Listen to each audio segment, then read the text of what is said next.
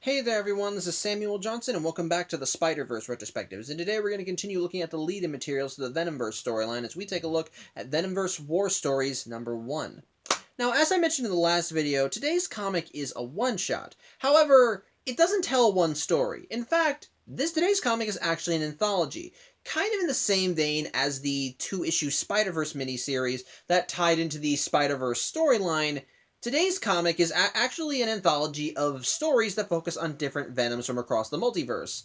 Kinda, sorta. It's essentially in the same vein as the Edge of Venomverse miniseries, in that all the stories focus on universes where different heroes bonded with the symbiote and what they do with the symbiote. It's essentially just a microcosm of what we've seen for the last few videos. However, like with the Edge of Venomverse miniseries, this issue offers unique and different takes for each one, and like with all the Venoms that we saw in Edge of Venomverse, none of the hosts are really just note to note the same, and they all do something different and unique with the symbiote that I do think actually makes it look interesting. But don't take my word for it. Is it any good? Well, let's take a look at it and find out. And of course, in order to do that, we gotta look at all the stories first. And like with when I looked at the two-issue Spider-Verse miniseries, before I actually give my thoughts on all the stories in the comic, I'm gonna be summarizing the plots for each of them one by one. So if that's not your cup of tea, I'm sorry. But anyway, the first story in Venomverse War Stories is actually the framing device for the comic, and also kind of offers us more backstory as to what's going on in Venomverse. And in this case, the first story is called Tales from the Front Lines, and actually opens up in the universe that Venomverse takes place in, and we actually see who's been calling all the various Venoms to the front lines here. A venomized Doctor Strange, who we see in the beginning of this comic is just floating and meditating in what looks like a magic circle in the middle of the Sanctum Sanctorum, just doing his own thing. However, as he does this, he soon gets interrupted by an unexpected visitor, the venomized Captain America, who is looking a little rough around the edges. Basically, through exposition, Cap reveals that apparently he and the rest of his squadron were ambushed by someone. The bad guys of Venomverse called the Poisons, and unfortunately, Cap was the only one that made it out alive. And while most of his team didn't end up getting killed outright, well, ultimately none of them survived.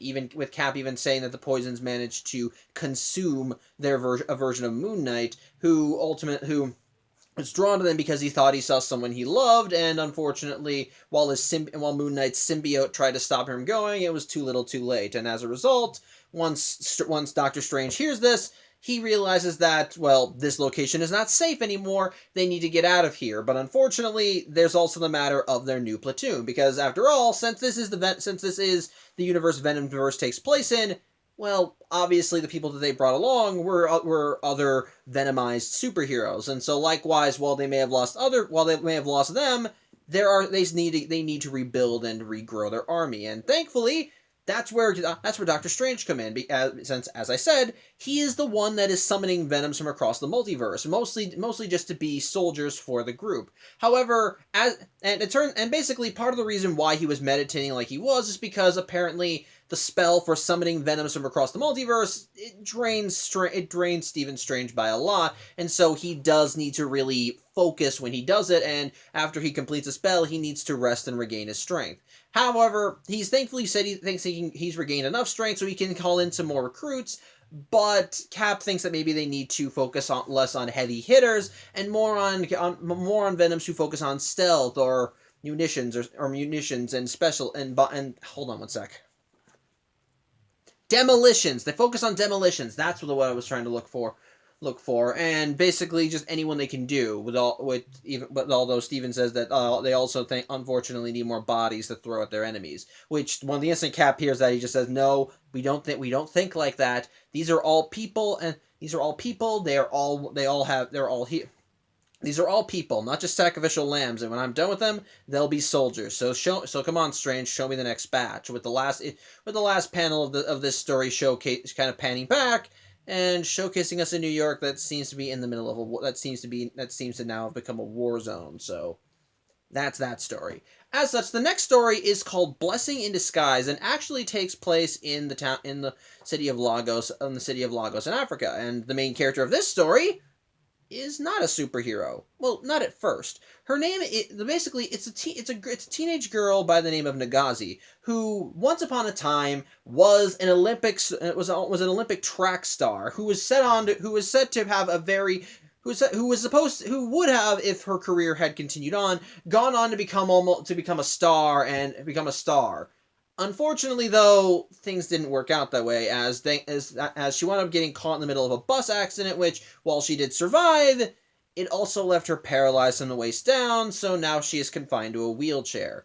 While this does kind of get her a little bit down in the dumps, she still keeps trying to find ways to stay upbeat, as well, she's begun taking up insectology, and specifically, she's been collecting grasshoppers as she's been looking at programs for them, gathering them every time she sees them, and basically just finding some new lust for life in this new hobby. With the first thing we see of her is with her in her room, and till she sees a grasshopper on the outside of her windowsill, and as a result, she just rushes outside to grab it and put it in a bug collection jar. Unfortunately for Nagazi, she happened to run outside in the middle of a superpowered brawl as in the streets of Lagos, the superhero Black Panther is duking it out with the Rhino. Why? Because the Rhino has the Venom symbiote. More specifically, he's got it in a capsule, and the Black Panther's trying to get it away from him. Unfortunately, in the midst of the struggle, both the Black Panther and the Rhino lose their grip on the capsule containing the symbiote, and when it falls to the ground and rolls aside, the seal ends up cracking. And as the container continues rolling, it eventually comes to a stop at the wheels of Nagazi's chair. And while the Black Panther tries to tell Nagazi to essentially run for it, well, it's too little too late. The symbiote has a sense to Nagazi's presence, and realizing that it's now free from its canister, immediately starts slithering out and starts bonding to Nagazi. And of course, this kid is freaking the hell out because she's seeing this living pile of black alien slime just crawling up on her and growing over her body. And while the Black Panther promises to go save her, unfortunately, the Rhino's now a little pissed that the Black Panther has caused him this much trouble, and so before the Black Panther can go and help Nagazi, the Rhino grabs the Black Panther by the leg, throws him to the ground, and, well, breaks his spine so severely that he ends up killing him. However, with Nagazi, well, the bonding was ultimately completed, and while at first Nagazi starts freaking out about this, the symbiote does start speaking to her and starts reassuring her, "It's okay, it's all good. You're Nagazi, right? That means blessing. How nice. How nice. I'm Venom. It's nice to meet you. We need to, but Nagazi, basically, as she starts acclimating to her new form, she soon discovers something. She can walk again.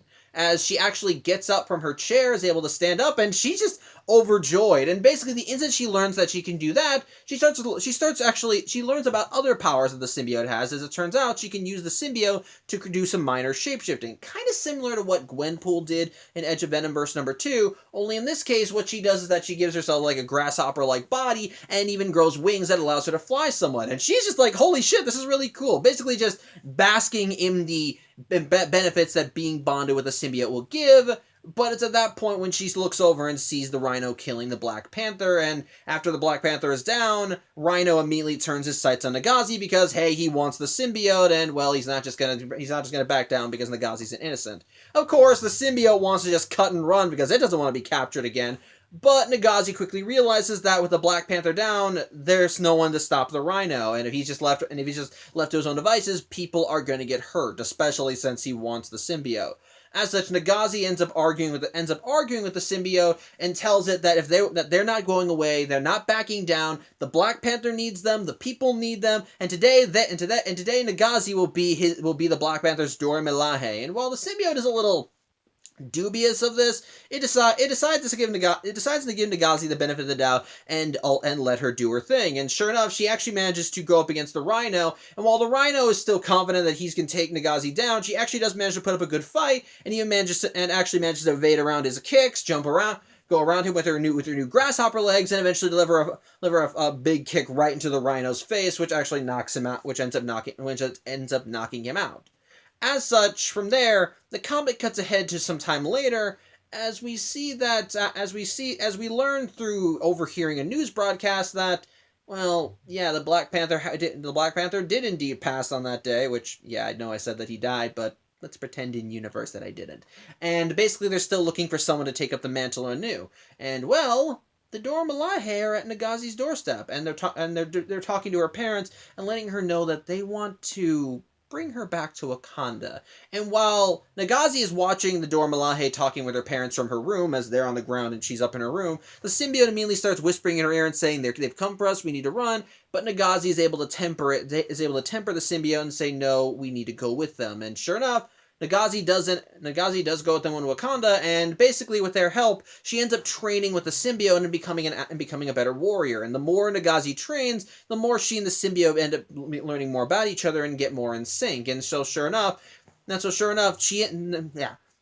own natural abilities are trained and perfected, and so sure enough, as she starts undergoing these various rituals in Wakanda as they start sitting her down and applying the heart-shaped herb to her, with the elders of Wakanda telling Nagazi that this will strengthen her bond with the symbiote, and so they tell her that ultimately she will not be able to walk again without the symbiote, but while she's here, she will be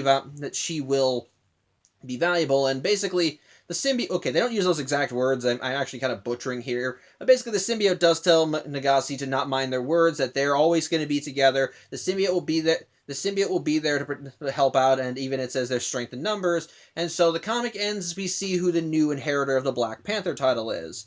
Nagazi. As we see, her symbiote form has now changed to incorporate more the Black Panther motifs, and basically her last shot is, we'll all die one day, but there will always be a Black Panther, as she's hovering in the throne room with her new wings smiling. So, yeah, that's the end of that story.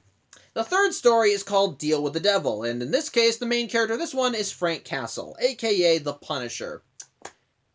I'll get my thoughts on this. I'll talk about this when I get to my thoughts on this story. But basically, don't expect me to be Don't expect me to be excited with this story. But basically, we get through it. Basically, what's going on in this story is that we learn through exposition that things have not been so well for the good Mr. Castle. As it turns out, the criminal underworld has been banging on Frank's door something fierce. And while Frank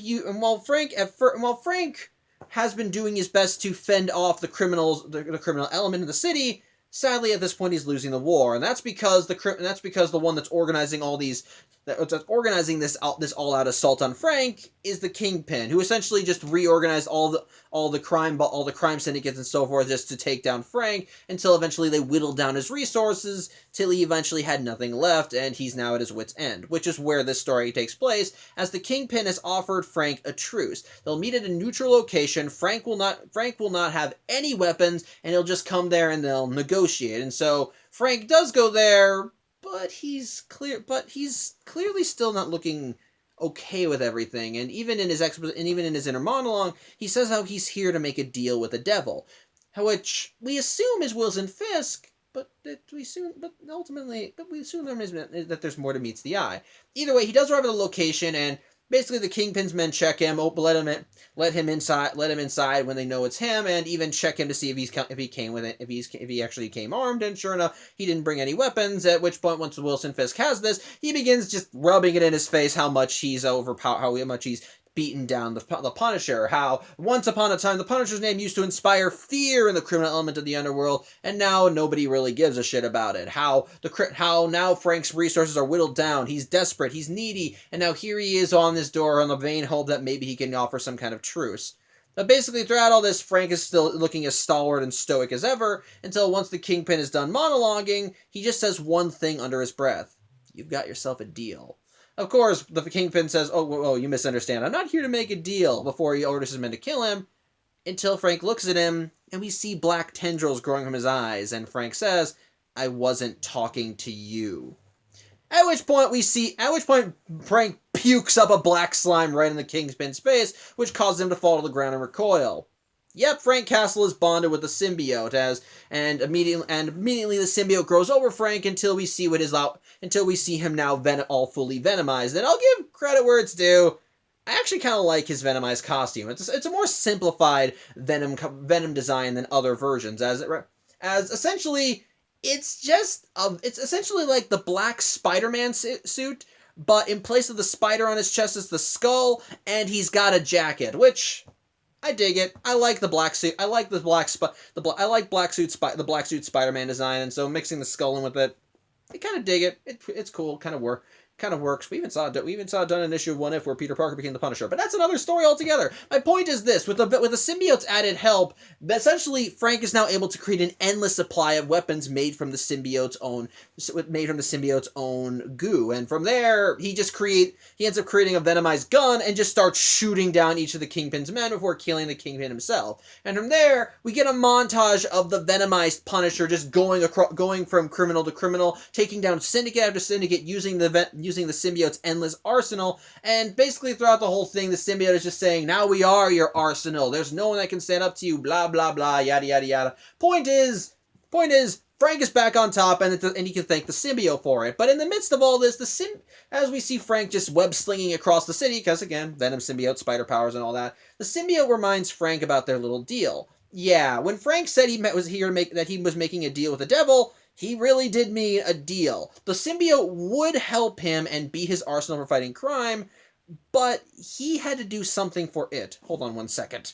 Sorry, there were flies over there and it was annoying me. Anyway, yeah, basically, Frank has to do something for the symbiote. Specifically, he has to kill one person. And while at first Frank is just all flippant like, yeah, whatever, just tell me who it is, the symbiote soon brings him to a location, and using its goo, it creates a sniper rifle, and it tells Frank that there is still one monster he needs to take care of. And when Frank looks through the scope, he soon learns who the target is. Spider-Man. Yep, even in this universe, the symbiote has a hate boner for the webhead, and it basically wants Frank to kill him using its arsenal, as the symbiote finds that anytime that it gets close to Spider-Man, it can't do the deed because it gets confused, because of the emotional attachment there, so it wants Frank to do the deed. Of course, Frank doesn't want to kill Spider-Man. He's freaking Spider-Man. He's a good guy. He doesn't want to kill him. He's innocent. And so, well, despite the symbiote saying, hey, we did all those things for you, now you gotta do this for us, Frank is just saying, nope, not doing it. To which the symbiote responds with, you misunderstand, Frank. You let us in. We're not just your arsenal anymore. We can also use you to pull the trigger. At which point we see Frank's trigger finger suddenly getting steady as to almost open fire, when suddenly Frank himself starts feeling icky, and he ends up it turns out this is when Frank gets to go join Venomverse, as a vortex opens up in his chest, and as the Venom symbiote's like, I don't know what's going on, Frank, help! Basically, the Venomized Punisher disappears, and Spider-Man's just left swinging throughout the city, none the wiser, and wondering why it's so quiet out that night. And so that's where that story ends. Well, so yeah. After that, well, anyway, from there we have the fourth story in the comic, 3-2-1, and the main character of this one is Rocket Raccoon. Yep, in this reality, he's bonded to the symbiote, and basically, for him, the symbiote does enhance his natural strength, speed, and agility, which helps because the guy's a very agile little scamp, but also acts as essentially a hammer space for his endless weapon arsenal. It does not upgrade his arsenal like it did with Frank and Deal with the Devil, but essentially with the symbiote's help, he can hide an unlimited amount of weapons on his person and not ever having to worry about running out. And basically, well, Rocket's in the middle of a job. Specifically, he's hunting down a Kree bounty for Captain America, who in this universe is Carol Danvers. And so after Rocket has managed to zero in on where the good Captain Danvers is, he ends up having his ship blast him right through Carol's kitchen. Not even a joke. He blasts right through her kitchen wall and and creates a big hole. And after he apologizes for that because, well, the anti-grav system that would normally stop them from crashing into things is not something he can work on, as it messes with the symbiote, he does ask, hey, are you Carol Danvers, aka Captain Marvel? And Carol does indeed confirm it's her, and Rocket admits that he is here to capture her for the Kree bounty. As such, we see how this version of Captain America suits up as Carol calls her shield, and we see it just bounce around her house, and as it flies at her arm, we see her Captain America suit end up just appear over her. And I mean, it's all right. It's all right. It's essentially her Captain Marvel costume, but replace the Captain Marvel elements with the Captain America elements. So she's got a mask with the A on it. It's red and blue. She's got the star she's got the Captain America star instead of the Captain Marvel star, and yeah, really, it's kind of the biggest difference. Plus, she has Captain America's shield. As such, Carol and Rocket end up getting into their own little tussle, and while Carol is able to go toe to toe with Rocket, enough with Rocket, sadly their battle is causing a bit of damage to her home. And as such, in the midst of everything, she ends up managing to punch Rocket outside. And while they have been doing a bit of damage to the home, basically Rocket's still out for the count, as once their battle's outside, he ends up revealing that he has a bomb on his person, which blows up with something fierce, which I think actually he revealed the bomb before Carol punched him outside, but whatever. But basically once the battle is outside, and Carol is suitably disoriented and just kind of hitting her limit, she finally gives Rocket an ultimatum. Rocket ultimatum, get out of here in 30 seconds or she's going to kick his ass. As such, Rocket, being Rocket, just scoffs at that, and so to try and prove how ready he is, he once more pulls out his arsenal and gets ready for another round, when suddenly he starts getting a slight bit of indigestion, and he seems to convulse, and sure enough, we see a vortex appear around him as he starts getting sucked in. While he pleads for Carol to help him, that he promises he won't kill her, he ends up getting sucked in and soon vanishes on her front lawn. Hold on again. Again, it's a fly. And basically, Carol's just left standing there wondering, okay, I guess I'll just clean all this up then. And that's where the story ends. And from there, we get to our fifth and final story in the comic, Force Majeure. And put simply, this is a universe where Victor Von Doom got the symbiote. Although we don't see as much action in this comic as you would. There is action, so to speak, but it's less Venomized action and more kind of something twisted this way comes action. Basically what's going on is that, yes, Dr. Doom is bonded with his world's version of the Venom symbiote, but it's kind of a struggle. If you know anything about Dr. Doom, you know one thing about him. He bows to no man or monster, and well, he's refusing to kowtow to any of the symbiote's demands. And while the symbiote is just attempting to assert its control over his will, Doom is Doom, and he is doing everything in his power to fight back. And as a result, when we see Doom at the beginning of the story, we see him in his castle in Latveria, just sitting at a throne and just clearly doing everything in his power to hold it together, while the Venom symbiote keeps whispering in his ear that why would he fight it? Why is he not just giving in and all that crap, and that he eventually has to give up? But it's clear Doom is doing everything in his power to fight back, and clearly, as a result of him doing this, I think what's going on is that he's trying to reorder his resources, so to speak, as he's actually sent a peace summit, hold on one second. Dr. Doom has sent a unilateral peace agreement to the other countries of the world and even to the Avengers, and he's made it clear that he's turning over a new leaf. That he means that basically that everything they'll find all his terms acceptable, and that he knows that they'll sign it very quickly. Of course, the Avengers of this world are not stupid and know that Dr. Doom with the symbiote is not a good idea. And despite how amicable this peace treaty seems to be, they still know that Venom plus Dr. Doom not a good duo, and as such, the Avengers themselves immediately start figuring out what to do. Well, one member of the Avengers, in this case this world's Luke Cage, who for whatever reason has Iron Man gauntlets, helmet, and boots, decides, you know what, screw this, I'm just gonna charge in head first, and so he ends up suiting up, and the Avengers were clearly already on their way to Latveria to confront Doom, as the next time I think the Avengers were actually meeting in the mansion, and then when Luke Cage said he was going to go confront Doom, they realized, if you're going to go alone, let's at least come with you. And so the Avengers end up getting into their Quinjet while Luke Cage gets on his bits of Iron Man armor and flies out after them. In the meantime, back in Latveria with Doom, his struggle with the symbiote is starting to become a lot more physical, as their mental battle starts turning into a physical one, which I know I just said, but whatever.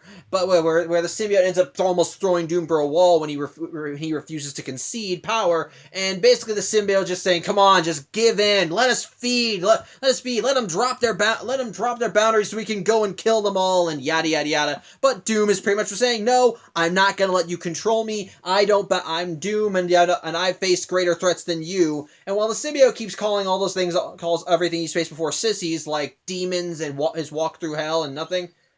Hold on one second.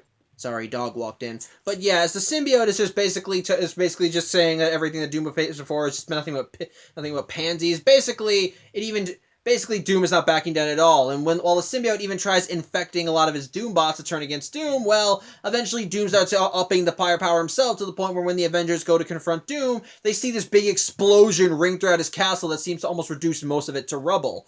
As such, the Avengers think that this is confirmation that Doctor Doom plus the symbiote is a bad idea, and so once Luke Cage arrives, he said, "It's over for you and the symbiote, Doom." To which point, in what's left in the rubble of this, you see a cloaked figure, presumably Doctor Doom, as he says, "Doom and who?" At which point we zoom in on his face and we see more shadowy tendrils on the metal mask of Doom, and his only response to Luke Cage is, the symbiote is no more. Here you will find only Doom." And sure enough, yep, Doctor Doom has managed to completely subsume the symbiote, as yes, he's now bonded with it completely, and the only one in the driver's seat is Doom, with the symbiote itself, the next time it ends up talking to him, now being more subservient and calling him Lord Doom, which, yeah, I'll give credit where it's due. Venomized Doctor Doom looks badass. He's big, muscular, and basically it's the Doctor Doom mask with the venomized mouth on it. It's awesome. I love it. However, before Doom can exert his new power over the Avengers, the symbiote mentions that it senses others like them, other Venoms, and that they need to go join them. They need to go meet the others. And so, as Luke Cage ends up blasting at Doom, he ends up vanishing himself and leaving no trace behind, leading Luke Cage to wonder, did I really hit him that hard? So, no, that's where the story ends. So. Okay, so my thoughts on all 5 stories. Well, first, Tales from the Front Lines, I think is a good framing device for the story, but also is one of those stories that does make you wonder what the hell is going on with Venomverse, because unlike with the end of each issue of Edge of Venomverse, this one offers us more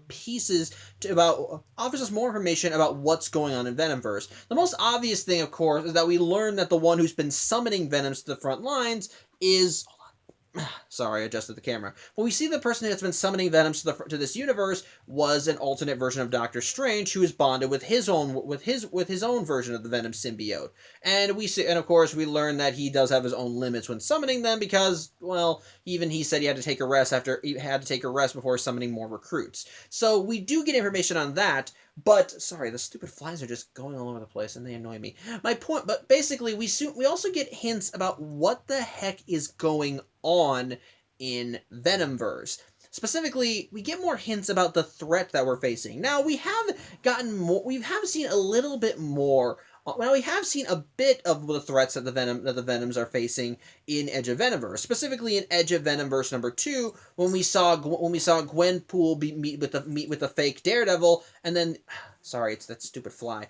And then when she went to meet him, the instant they were off panel, we saw her immediately freaking out, and the Venom symbiote telling her that they need to get away before both of their monologues were just cut short and they disappeared. It basically gave the impression that something was wrong, that whatever they were facing, it was something off, something weird, especially when the first impression that we got of them was a very pale-looking Daredevil, one that despite the off colors was enough to at least convince Gwen that this was the real deal, even if the symbiote didn't fully buy it. And then when you saw Gwen and her symbiote's reaction when they actually wound up confronting this thing alone, well, it definitely leaves you a little creeped out, because it kind because it's clear that whatever this thing is, it plays as a friend, but then essentially springs its trap on you once it's got you in its crosshairs.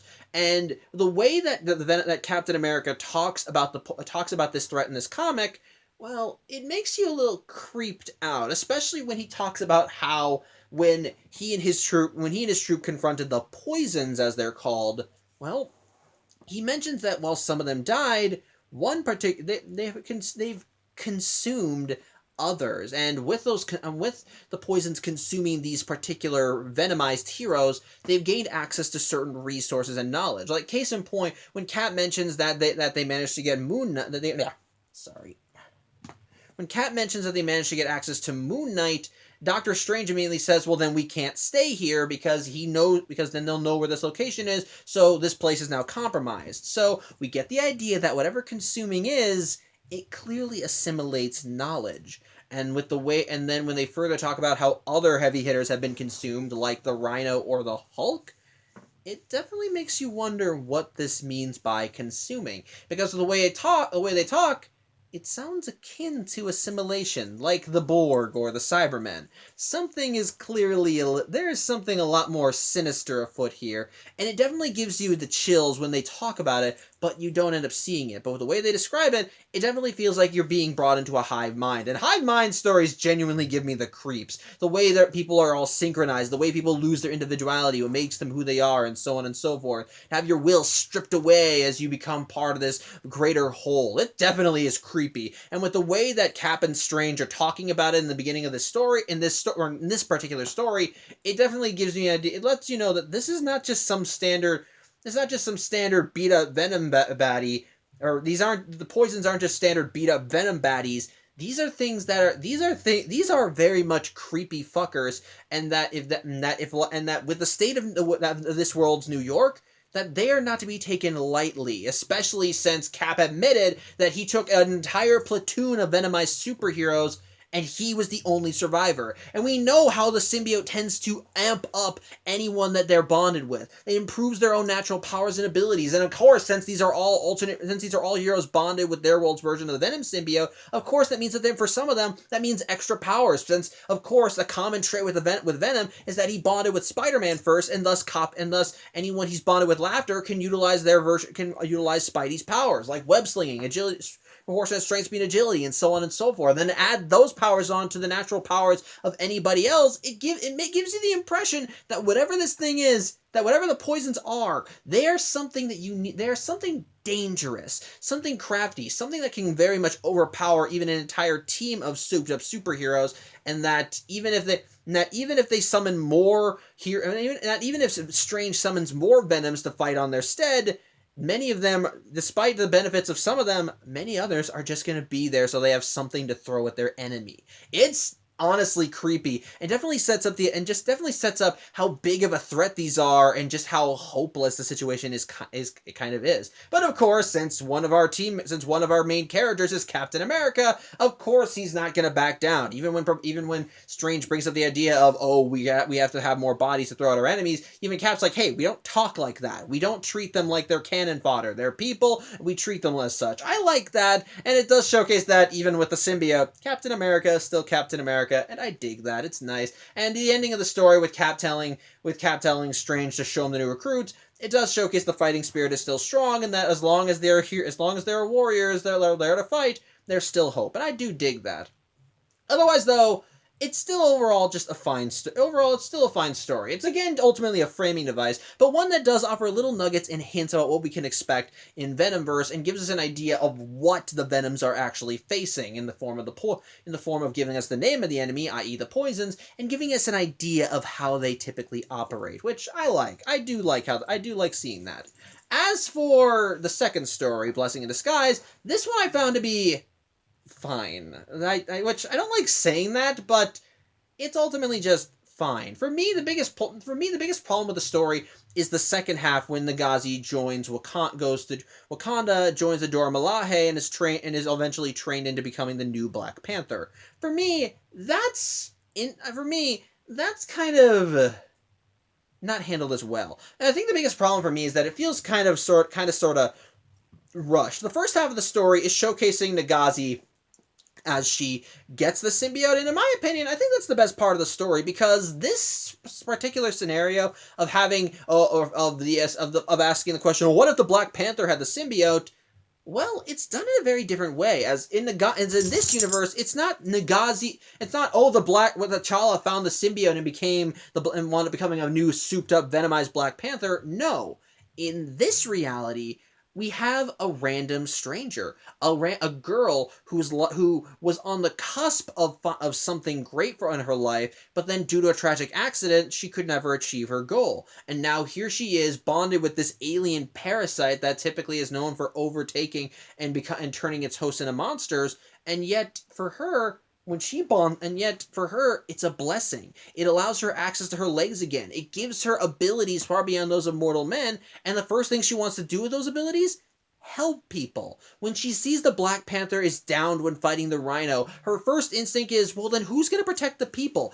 We have to stop them. While the symbiote kept trying to urge her to run away, she's like, no, we stay and fight. And that determination actually did kind of impress the symbiote to the point where it said, okay, fine, let's go. Okay, fine, let's see what you're capable of. And sure enough, she actually did manage to hold her own against the Rhino and managed to take him down in one fell swoop. For me, I find that to be very interesting, because unlike with these other stories where we focus on just different different superhero alternate versions of heroes that we know bonding with a symbiote and just kind of taking it out for a ride and seeing how it ups what they already have, in this case we're starting from the ground up with Nagazi. This is essentially, in this case, it's like we're seeing a new alternate Venom. As for her, she has no real connection to any other Marvel heroes, aside from the fact that she lives in Africa, and odds are, basically the closest thing to a local superhero is the Black Panther for her.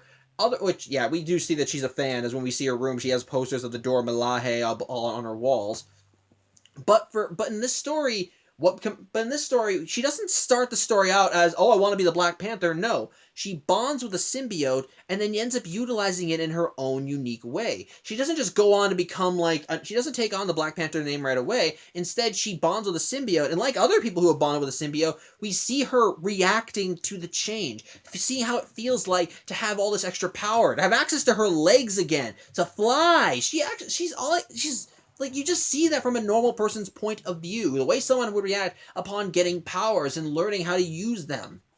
I find that unique and interesting, and in a way, it's kind of like we're seeing a new Venom being created. And I don't mean that in the sense of, oh, we're seeing another Venom, seeing another superhero's take on Venom. No, it's a completely new take on Venom itself. And because the host of the symbiote is bonding with is not a pre-established hero, but a new character, we essentially learn about her when she bonds with it, and how she typically reacts to having this kind of power. And like I said, when she gets the power, she of course is just joyous that she can now even walk again, but also immediately thinks, there are bad things going on, and I can't just sit back and ignore them because I'm afraid. And so we see her charging forward. I find it really cool. And basically it's a nice little origin story for her it's a nice origin story for her, utilizing the Venom symbiote as a catalyst and essentially creating this brand new Venomized character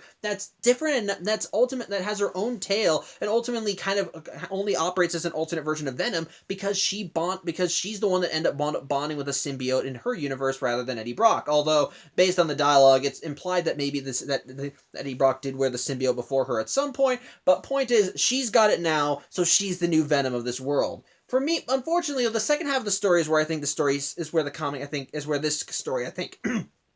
fumbles a little, because from after Nagazi ends up taking down Rhino, her whole journey to becoming the Black Panther is just rushed. We see the Dora Milaje talking with her parents, saying she should come with us to train, and then likewise we get a montage of her training, getting treated with the heart-shaped herbs before being named the Black Panther, which I find that lacking. That feels kind of dumb. It feels rushed. It feels like we're getting straight to the finale. It's like we just saw her journey begin, and then it's like if you watched a movie and then just after the main character got their inciting incident, we were told the movie. It's like, oh, we were given a point by point of all of the character's journey before just being thrown in the insane, and then they all lived happily ever after. Like, that's disappointing. And I think it's a similar blessing in disguise. We get an interesting beginning with Nagazi, which I'd like to give you another compliment to the story. I like that we learn her backstory not through dialogue, but through the art. We see her, like, when she only talks about how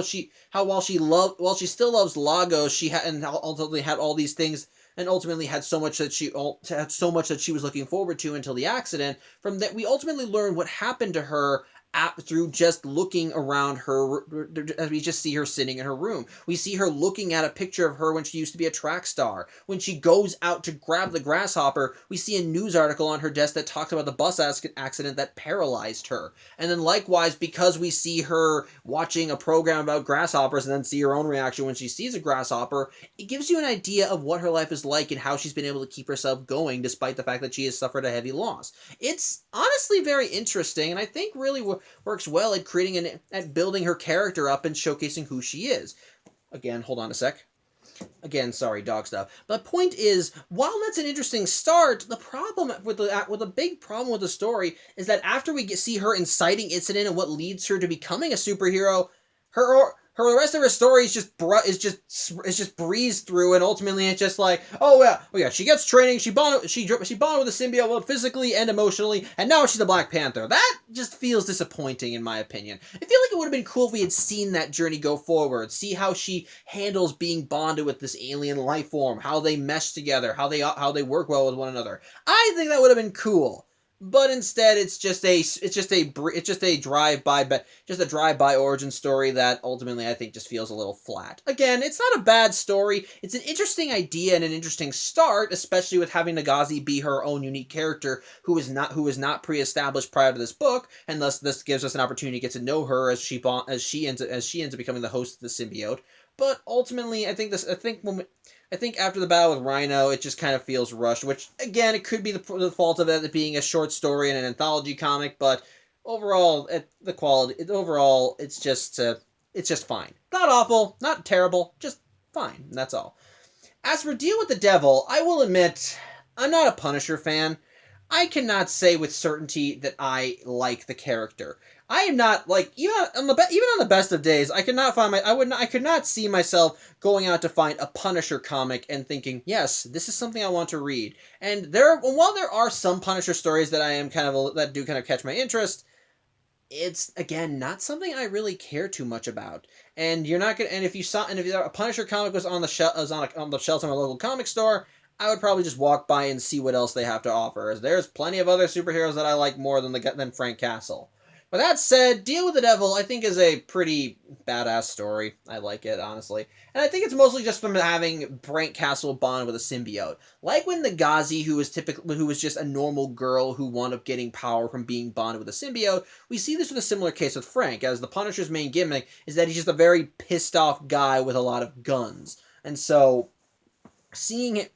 it's kind of seeing him get that extra boost of power when bonded with a symbiote, I admit it looks pretty badass. I already complimented his Venomized look as essentially just being his own twist on the black suit Spider-Man, but I do think it's kind of cool having the symbiote essentially form all of his weapons, and of course, like with Eddie Brock as Venom, since Frank Castle's a normal guy, we now see him get to go swinging around with the superpowers that the Venom symbiote provides, i.e. web slinging, proportionate strength, speed, agility, clinging to walls, and that sort of thing. I honestly think it's just pretty cool, and it is fun seeing Frank swinging around the city just doing his own thing, and still being all moody and dark, and talking about how this was a just war, or how the Venom symbiote wants him to kill one person before justice is done, and blah blah blah blah blah. My point is, I do like the story just for the cool factor of seeing the Punisher bonded with the Venom symbiote, because it at least offers something more to it, but ultimately that does not make me a Punisher fan.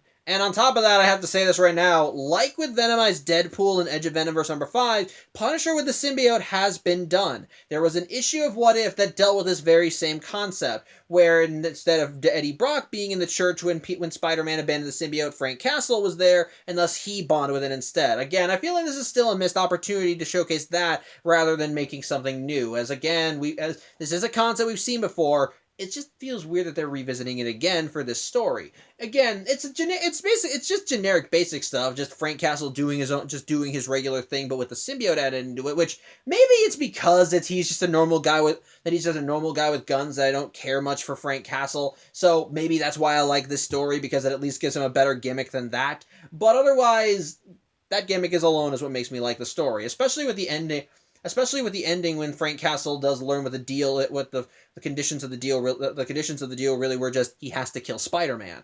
That I think is cool. But ultimately doesn't really have any conclusion to that, as before Frank and the symbiote can end up clashing over this mentally. That's when they get called away to Venomverse. So in a way, it does have a similar to be continued vibe as issue 1 of Edge of Venomverse. But at the very least, I think the parts that make it up, i.e. Frank Castle using the Venom symbiote to do his own thing, I think that's fine. It's fine, and at least think it's a cool gimmick seeing him with the symbiote. So take what you can get. Again, if this is just regular Punisher, I probably wouldn't care. But hey, mix in the Venom symbiote, and you got my attention. So I like it. It's a fun. I like it. It's a fun story. As for 3-2-1, this one's again balls to the walls insane, as is befitting of Rocket Raccoon. Also, which another little thing I like about the 3-2-1 story, it shows us more things that are different with that universe. One of the big problems that I would have with each of these stories is that they all seem to operate on the, like I said, since they all operate on the same gimmick of what if insert name of character bonded with a symbiote. Really, the universes that were showcased don't seem that different from the main Marvel universe. There are some subtle differences here and there, like in Gwenpool's universe, where it turns out where Daredevil was younger and more in Gwen's age demographic. But likewise, we don't see a lot of bigger changes. The first instance we've seen of that is in Edge of Venomverse number 3 with the Host Rider and where the lady who's in charge of the SEAL transport mentioned that Spider-Man had been killed in the 80s, and how one of the mercenaries was this three-way monstrous fusion of Sasquatch, Dr. Octopus, and Deadpool, which, yeah, that was insane and crazy all in one go. So I think that was unique. So I did kind of like that. But in this reality, we are showcased another thing. But in the universe that 3-2-1 takes place in, we are showcased something that is unique and different. Carol Danvers is Captain America. It's nothing too big, and ultimately her power set is the same as Captain Marvel. It's just replace the Captain Marvel motif with the Captain America motif and give her the shield. But at the very least, it's something, okay? I like that. Some of my favorite universes are universes where things are just different. That it's not one single point that's different from the world that we know, but many points. And we see that kind of with 3-2-1, at first, on the outset, it looks like that the divergence point between this universe and the main Marvel universe is that Rocket Raccoon has the symbiote. But then, likewise, when he bursts into Carol Danvers' home and says, "Hey, I'm looking for Captain America," and Carol pretty much says, "Well, you found the right place," and then suits up, I admit, my inner alternate universe geek kind of looked at that and thought, "Oh, sweet, that's kind of cool. Wow, that's kind of cool. How did that happen?" And it does make me want to see how it works, even though functionally she's no different from Captain America from her when she was Captain Marvel. So, there's that. But at the very least, that is something that made me interested in seeing where it was going. On top of that, the battle between Carol and Rocket is just crazy. Just crazy. It's just typical Rocket shenanigans where he just goes over the top with his weapons, does not let up for a second, and basically just treats this whole thing as if it's like just a gig. He comments and criticizes the typical tropes of superheroes, says, "Hey, I can't tell you flashbacks apart without your flashy costumes," and basically throughout the whole thing, he basically just adopts it's nothing personal, it's just a job mentality, while Carol is just putting her all into taking this venomized raccoon down. So that is it's zany and weird, but enjoyable. But again, like with the deal with the Devil story, there's no real conclusion to it. It's just before the battle can keep going on, Rocket gets called away to Venomverse, and Carol's just kind of left standing there wondering, okay, I guess I'll just clean up. So I guess in a way that is kind of a finale, but it is somewhat a humorous one. But it's more humorous just seeing her standing there going, "The hell was that?" So I'll dig that. I'll give you that. It's fine. As for overall also enjoyable. But as for Force Majeure, this one I think is a nice tense atmosphere with it. Unlike the other stories that have tried their best to showcase what these characters are capable of when they're bonded with the symbiote and what they can do with it, Force Majeure showcases the flip side of that. And one of the aspects of the symbiote that I think is really cool, the struggle. The symbiote, after all, the symbiote is a living organism that thinks and feels, and one of the biggest gimmicks with it is that when it bonds with a host, it starts slowly overtaking the host until eventually you can't tell where the host begins and where the host ends and the symbiote begins, because their personalities have become so intertwined with one another. And so I like seeing the struggle. I like seeing the symbiote try to push the host, and the host tries to keep some sense of who they are as a person. Yeah. I like seeing the struggle between the symbiote as the symbiote pushes while the host does everything they can to stay in control and hold on to some semblance of who they are. But in this case, what makes this struggle that much more interesting is the fact that the host is Dr. Frickin' Doom. Dr. Doom is one of the proudest characters in the Marvel Universe. The guy who will see any challenge that is thrown at him and pretty much just goes, I can take it. And he does not give a shit. He does not care. And in a way, he can back that up. Dr. Doom is a very intelligent character. Very powerful. Okay, maybe not act like Matt. Like, he doesn't have any extra powers, but his will is one of the strongest ones you will ever see. And so likewise, taking an iron will like Doom's, one that refuses to back down, refuses to compromise, refuses to give a quarter of an inch to anyone, and then throw that against the symbiote. This thing that constantly likes to push its hosts and bring out their worst qualities and ultimately say, come on, give in. It's actually really cool. I like throughout the story that we see Doom just doing everything in his power to keep it together, especially when he calls the Avengers and says, by the way, you guys can stand down. I sent you a peace treaty. You find anything that's amicable, I hope you'll sign it, before he just hangs up. That is an example. Like, you can see Doom just struggling to maintain control while the symbiote keeps telling him, come on, open the borders and kill them all. I like that. I do like that. And what makes it better is that the more Doom resists the symbiote, the more it fights back, to the point where it actually does get physical and even starts turning his own robots against him. But of course, Doom being Doom, he refuses to still give an inch. He keeps fighting back. And I'll give credit where it's due. The final shot of the comic of the battle between Doom and his robots getting so powerful that it destroys his castle, and that from the remains you see Doom now having fully suppressed the symbiote and having not only taken control of the symbiote but completely suppressed it so that he's fully in control. It's actually pretty awesome. I won't deny that. It really feels awesome, and also terrifying to see the venomized Dr. Doom in the remains of his castle. I like that. That is really cool. So I'll give credit. I think that it's a genuinely really damn cool story. So, and then of course, add on that we do see some more subtle changes with the Avengers, which, yeah, like with Luke Cage and having bits of the Iron Man armor, having a different Black Widow, which I think the Black Widow for whatever reason looks similar to the 2099 Black Widow, but maybe I'm just seeing things. My point is this: it's a very tense, very moody story that I think showcases a great battle of wills between Doctor Doom and the symbiote as they both vie for control. And overall, I think it's just a damn good time. So, on the whole, I think Venomverse War Stories is a good comic. Like with Edge of Venomverse, it offers various unique and different takes on the heroes of different worlds bonding with their world's version of the symbiote and how they utilize it. And to varying degrees, I think it works. The first story, Tales from the Front Lines, I think is a good way of giving us a framing device while also giving us a hint of what we're going to be expecting in Venomverse by having the characters talking about what the threat is that they're facing in the form of the poisons, how they consume hosts, and so on and so forth. And then likewise, it shows us what is bringing the Venoms here in the first place, i.e. a venomized Doctor Strange. So I think that was cool. I think it was cool.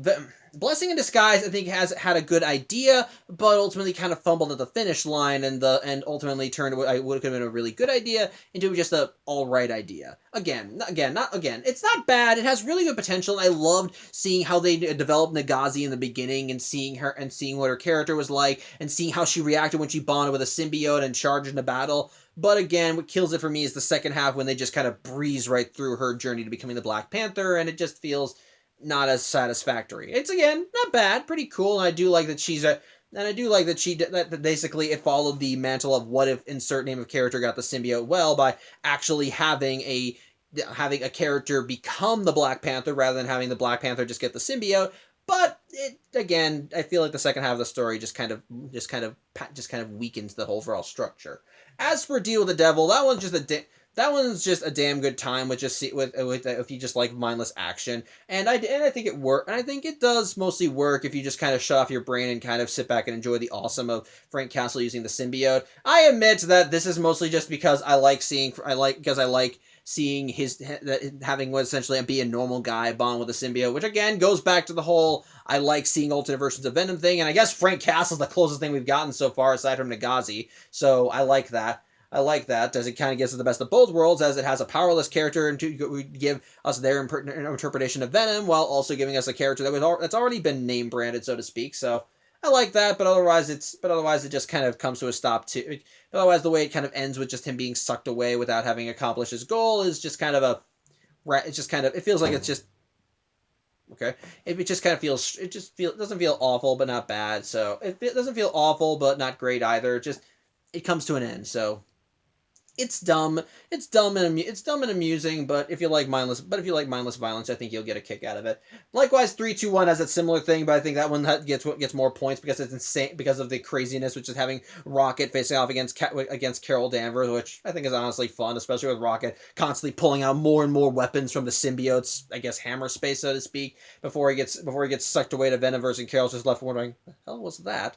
And then likewise, Force Majeure, I think, is a damn great moody piece, showcasing the struggle between Doom and the symbiote as both vie for control, and it ultimately ends with Doom coming out victorious and gaining full control of the powers while suppressing the symbiote itself. So I dig it. I like that. So yeah, on the whole, like I said, Venomverse War Stories I think is a good comic. I think it's a good lead-in for Venomverse, and overall offers some very interesting takes and stories on different Venomized superheroes that I think could be worth.